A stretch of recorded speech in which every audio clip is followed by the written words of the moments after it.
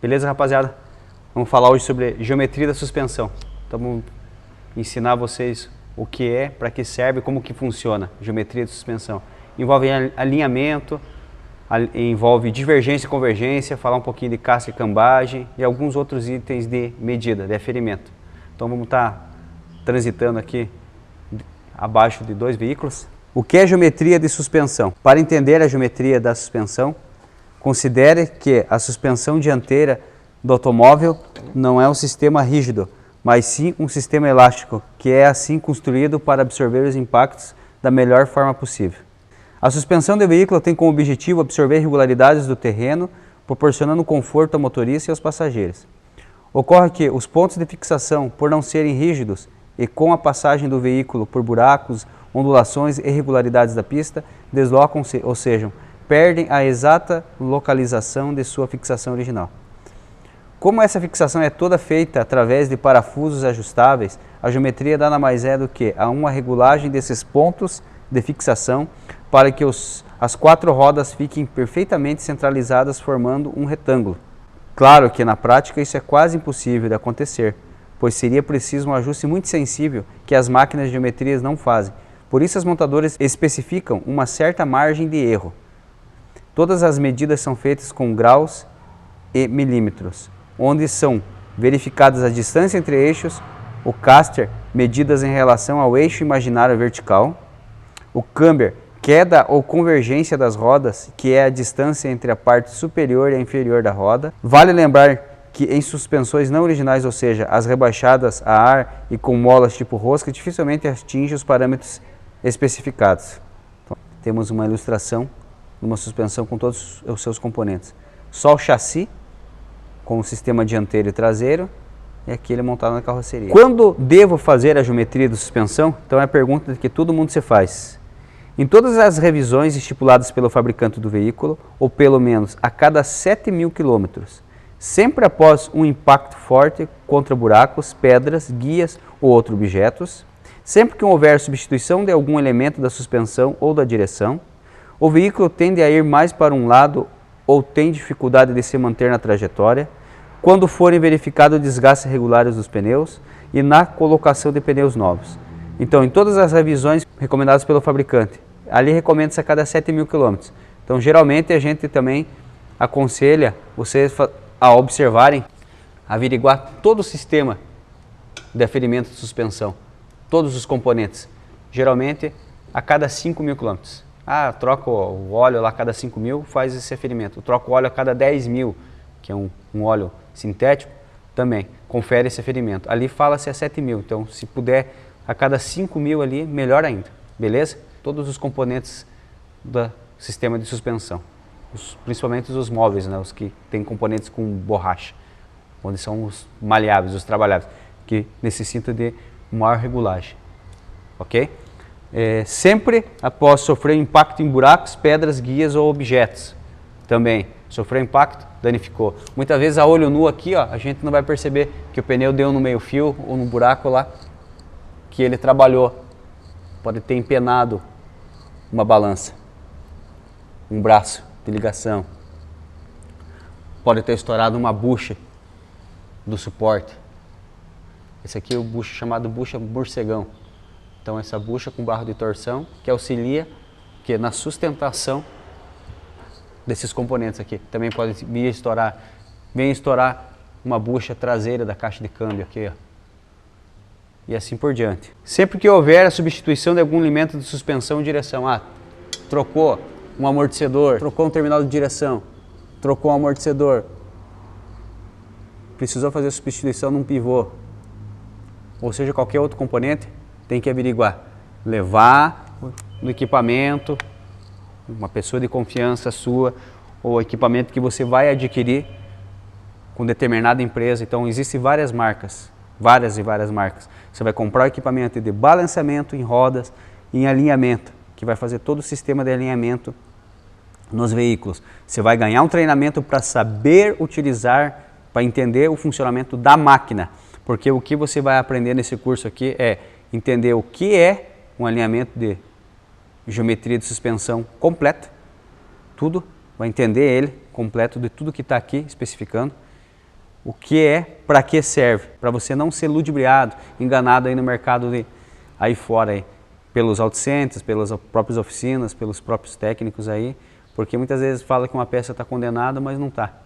Então, para você ter esse entendimento, enquanto você não montou seu estabelecimento, você ter essa referência para você trazer para você mesmo. Opa, então eu sei que aqui funciona dessa maneira, eu sei que é um caster, eu sei que aqui é um câmbio, eu sei que é uma divergência, eu sei que é uma convergência, eu sei que é um alinhamento, eu sei que é um balanceamento, eu sei como que eu tenho que fazer o rodízio de pneu, eu sei que eu tenho que calibrar pneu semanalmente, no mínimo. Eu sei que tenho que conferir alinhamento do meu carro, no mínimo, a cada 5.000 quilômetros. Tem um limite de 7, mas a maioria do pessoal troca o óleo com 5, então é o correto você fazer essa averiguação das medidas. Correto?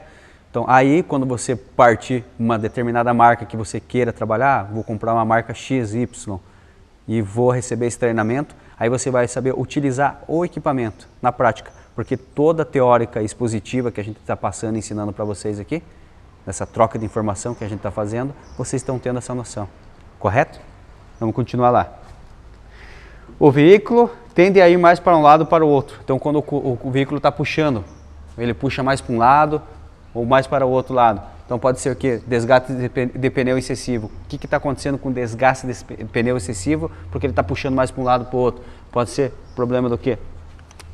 Problema no terminal de direção, problema no pivô. Então você fez substituição e também tem que averiguar a medida para ver se ficou corretamente no que ela tem que trabalhar. As medidas são conferidas através do fio de rosca, que isso aqui não é para bonito. Isso aqui que vai fazer o aferimento quando está na máquina. Seja a máquina a laser, seja a máquina a computadorizada, seja a máquina 3D e as 4D que estão vindo agora. Fazer o aferimento sempre, correto. Vamos lá para o próximo lá? Na colocação de pneus novos. Fez a substituição aí dos pneus aí, ó. Por exemplo, esse pneu aqui é um pneu que está de boa qualidade. Fazer o aferimento, por quê? O desgaste que tem ainda nos componentes de suspensão que ficaram ali, que você viu, fez o levantamento que estão todos ainda com vida útil boa para rodar aí, média de 50% de vida útil, tranquilo, não precisa substituir. Os pneus estão vindo novos, então o desgaste que tem lá ainda vai interferir no desgaste um pouco do pneu. Então você tem que averiguar aqui, conferir essas medidas novas aí, correto? Diferente daí de um outro aqui, ó, que já começa, tá tendo um desgaste aqui, ó, um pouquinho mais externo aqui, ó. Vamos dar uma olhada aqui, ó. Então, dependendo do caso aqui, ó, se já foi feito um aferimento nele aqui, ó, ele estava com um desgaste um pouco a mais aqui, se vocês observarem aqui pro lado fora. Já pode ter sido trocado o pneu. E até pode ter sido trocado, então você trocou o pneu de posição, de local. Então esse pneu rodava para um lado, esse pneu veio rodar para cá. E se eu não fizer a geometria de suspensão em meu veículo, quais danos podem ser causados? Vamos lá. Os danos que podem ser causados se a suspensão não estiver alinhada conforme os graus estabelecidos são os seguintes. Os componentes da suspensão não têm a durabilidade ideal, aumenta o consumo de combustível, será significativo, o desgaste dos pneus será irregular, a rodagem será desconfortável, a estabilidade e segurança nas retas, como em curvas, serão reduzidas. Então, desde você não fazer um aferimento no sistema de suspensão, tudo, conferindo apertos, ajustes, opa, se trabalha aqui mesmo, sistema da direção, preciso recolher um pouco mais, deixar um pouco mais negativo, deixar um pouco mais positivo, vamos descobrir se comentar um pouquinho para frente depois sobre isso. O ângulo está trabalhando certo, de inclinação daquela peça, aquela peça está torta, precisa ser substituída. Ah, eu descobri porque coloquei na máquina de alinhamento e ela me proporcionou essa informação. Se você não fizer tudo isso, calibragem de pneus, tudo isso vai interferir. Então, em todos esses itens que a gente falou ali. Então, influencia bastante. Então, desgaste excessivo de pneu. Dentro do pneu, o que tem ali no cubo? Vai estourar prematuramente o rolamento de roda, dianteiro, traseiro também, seja no item traseiro que esteja com problema. O aumento do desgaste da vida útil das buchas, amortecedor, vai interferir em pivô, terminal de direção, tudo que é móvel, vai prematuramente, vai vir a decorrer o seu desgaste muito mais rápido, prematuramente, como a gente já está falando. Pneu descalibrado influencia no consumo, aumenta o consumo do carro. Então, por exemplo, aí um carro meio pesado, que sempre anda com o pneu descalibrado, por exemplo, tem 44 libras, ou bar de pressão no caso. Você está rodando lá, quando você foi calibrar, oh, meu Deus, rodei um mês inteiro lá, estava com 24. Pense o quanto que você jogou de combustível fora. Isso com que a gente já joga no dia a dia, já parado numa marcha lenta, que ninguém conta isso. Só imagina que está perdendo combustível com ele rodando, né? E os desgastes das peças também, mesma coisa. Tudo que esteja móvel, trabalhando, não tenha dúvida, está aumentando o desgaste prematuro. Convergência é o ajuste das rodas direcionadas de modo que fiquem mais fechadas na extremidade dianteira do que na traseira. Então ele quer dizer na questão da dianteira. Então, esse carro está elevado, está aqui no elevador aqui, ó. Então, para vocês observarem, então saiu todo o peso no sistema desse amortecedor. Então, quando coloca no chão, vocês vão poder observar. Daqui a pouco a gente já vai abaixar aqui para mostrar bem no chão um e depois elevado o outro ali, a questão de uma convergência. Então, as rodas mais para dentro do que para fora, correto? Vamos ver o que vai ferir. No que a gente vai mexer nessa unidade de medida? Vai mexer na questão do terminal de direção. Também, se precisa vir mais para dentro ou mais para fora. Se tem pivô com regulagem, mesma coisa, ó, pivô com regulagem. Ah, o pivô com regulagem vai fazer convergência ou divergência? Vamos saber disso daí também. Ah, vai ser uma divergência, que é na parte de baixo. Mais para dentro ou mais para fora? Ah, vai influenciar. Então já vamos também descobrir. Então a máquina vai resolver todo esse problema para nós aí. Então convergência é o ajuste das rodas direcionadas de modo que fiquem mais fechadas, mais para dentro, na parte dianteira, do que na parte traseira. Então pode observar lá que tem uma relevância bem considerável. Divergência é a condição oposta à convergência, é o contrário. Nesse caso, as rodas estão mais para fora, mais abertas na extremidade dianteira do que na traseira. Se os valores especificados para a convergência das rodas estiverem alterados, a banda de rodagem nos pneus apresenta um desgaste irregular em forma de serra, que provocará um alisamento acelerado da mesma. Então vai ter um desgaste excessivo na banda de rodagem do pneu, deixando em linha reta. Estou bem no gomo central aqui, ó. Pode ver que o pneu ele está levemente inclinado para fora ou para dentro, né? Ó, observar aqui, ó. Só pelo próprio desenho você já consegue ver, né? Levemente a parte de baixo aqui, ó, uma divergência um pouco mais para dentro e a convergência um pouquinho mais para fora aqui, ó. Então ele está com uma maior convergência do que divergência, correto?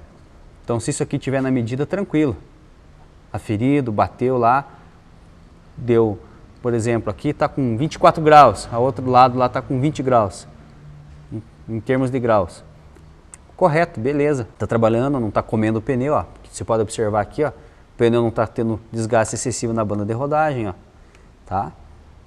Então a pessoa que procura fazer o rodízio sempre, geralmente aí tem pessoa que costuma fazer a cada troca de óleo, aumenta a vida útil no pneu. Se um pneu vai aguentar em média de 45 a 60 mil quilômetros, ele aguenta de 10 a 20 mil quilômetros a mais. O macete é o rodízio de pneus.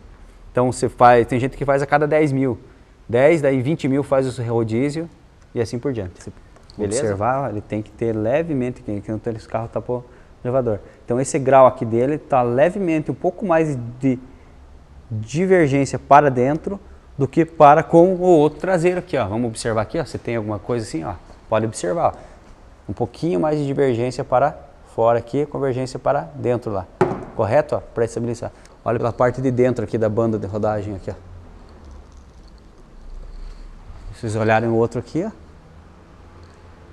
tá vendo? Questão de milímetros, questão em graus. Então essa é a diferença. Não tem excesso de desgaste de pneu tanto de um como do outro. Então isso para explicar para vocês o que a gente estava falando, questão de paralelismo ali, ó.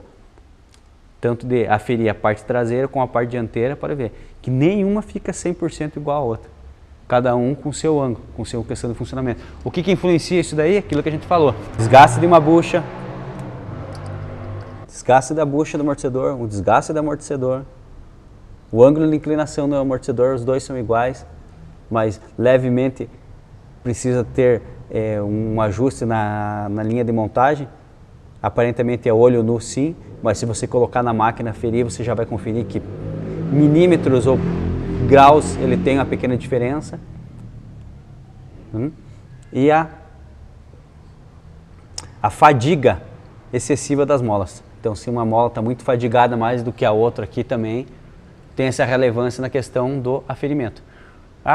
Vai acontecer que ainda estão bem, por exemplo, um carro com 40 mil quilômetros aqui, ou um carro com 20 e poucos mil quilômetros. Então, começando a chegar próximo ali de 25 a 50% de vida útil de uma mola.